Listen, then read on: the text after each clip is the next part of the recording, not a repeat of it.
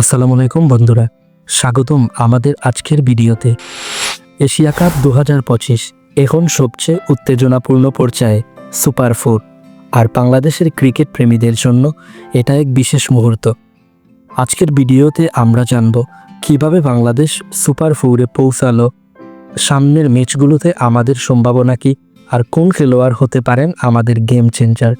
তাই ভিডিওটা শেষ পর্যন্ত অবশ্যই দেখবেন। গ্রুপ স্টেজে বাংলাদেশ খেলেছে দারুণ লড়াকু ক্রিকেট, আফগানিস্তানের বিপক্ষে জয় এবং প্রতিদ্বন্দ্বী দলগুলোর সাথে সমান তালে লড়াই করে জায়গা করে নিয়েছে সুপার ফোরে। এই জয়ে শুধু আমাদের আত্মবিশ্বাস বাড়েনি, বরং ভক্তদের মধ্যে নতুন আশা জেগেছে।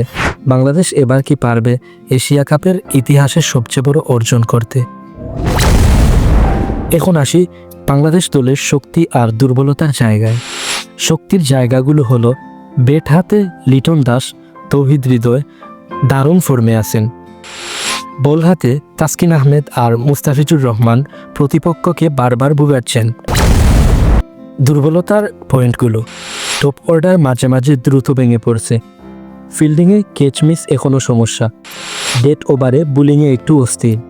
এই জায়গাগুলো ঠিক করতে পারলে বাংলাদেশ সুপার ফোরে আরও শক্তিশালী হয়ে উঠবে।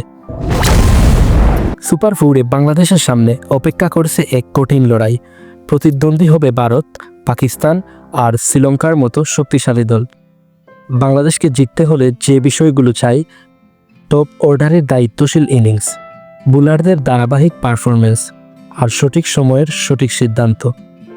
দর্শকরা আশা করছে হয়তো এবার বাংলাদেশ ফাইনালে জায়গা করে নিয়ে বড় চমক দেখাবে। আর যদি সেটা হয়, তাহলে এশিয়া কাপ 2025 হবে বাংলাদেশের ক্রিকেট ইতিহাসে স্মরণীয় এক অধ্যায়। বন্ধুরা, তোমাদের মতে বাংলাদেশ কি সুপার ফোর থেকে ফাইনালে যেতে পারবে? কমেন্ট করে মতামত জানাও। আর যদি ভিডিওটি ভালো লাগে, লাইক, শেয়ার আর সাবস্ক্রাইব করতে ভুলো না। পরের ভিডিওতে দেখা হবে নতুন বিশ্লেষণ নিয়ে।